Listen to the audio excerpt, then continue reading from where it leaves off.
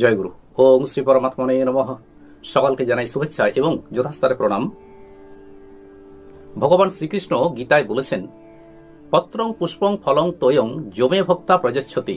অর্থাৎ কেউ যদি আমাকে পাতা, ফুল, ফল, জল এগুলো ভক্তি সহকারে প্রদান করে তা আমি গ্রহণ করি।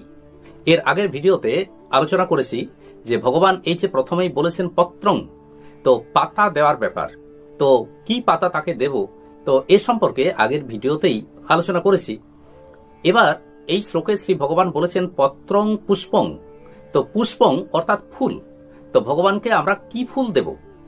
শ্রী ভগবান গীতায় কিন্তু সে কথা বলেন নাই, নির্দিষ্টভাবে কিন্তু বলেন নাই যে আমাকে এই ফুলটি দাও, ওই ফুলটি দাও, এই রঙের ফুল দাও, এই ধরনের যেন বেশ গন্ধযুক্ত ফুল হয় বা সাধারণ ফুল হয়, সে কথা কিন্তু তিনি বলেন নাই। ভগবান শুধু বলেছেন ফুল দেওয়ার কথা। এর গভীর অর্থ আমরা বুঝি বা না বুঝি, আমরা বিভিন্ন ফুল ভগবানকে অর্পণ করে থাকি। ফুল হলো সুন্দরের প্রতীক। শাস্ত্র অনুসারে বা আমাদের পুরোহিতগণ যে প্রকার বিধান দেন বা পণ্ডিতগণ যা বলেছেন, আমরা তা অনুসারে তা মেনে নিয়ে আমরা ভগবানকে সেই প্রকার ফুল নিবেদন করে থাকি। কিন্তু এই ফুল দেওয়ার মধ্যে ভগবান যে বললেন ফুল, ফল, পাতা ইত্যাদি, তো এই ফুল দেওয়ার ব্যাপারে একটি গভীর তত্ত্বকথা আছে। আর যোগীরাজ শ্যামাচরণ লাহিড়ী মহাশয় আমাদেরকে তা স্পষ্টভাবে বুঝিয়ে দিয়েছেন।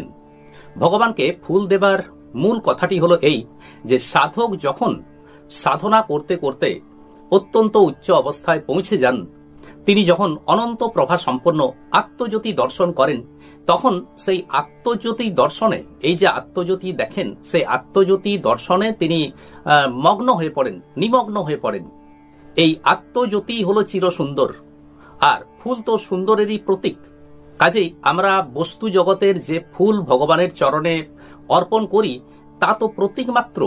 সাধক সাধনা করতে করতে এবার এই ফুল অর্থাৎ এই আত্মজ্যোতিও, এই সুন্দর জ্যোতি অর্থাৎ অনন্ত প্রভা সম্পন্ন জ্যোতি ভগবানকে দিয়ে দেন।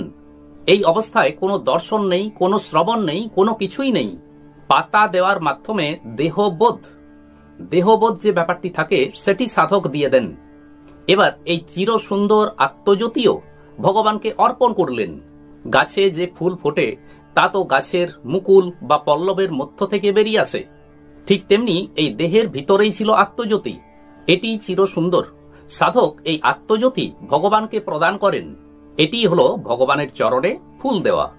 কাজেই আমরা বুঝতে পারলাম ভগবান যে বলেছেন যে পত্রং পুষ্পং ফলং তোয়ং, এখানে এই যে ফুল দেবার ব্যাপার সেটি আমরা পরিষ্কারভাবে বুঝতে পারলাম। আজ এই পর্যন্তই। আসুন এবার সেই ভগবানের মহামন্ত্র জপ করি। হরে কৃষ্ণ কৃষ্ণ কৃষ্ণ হরে হরে, হরে রাম রাম রাম হরে হরে। নমস্কার।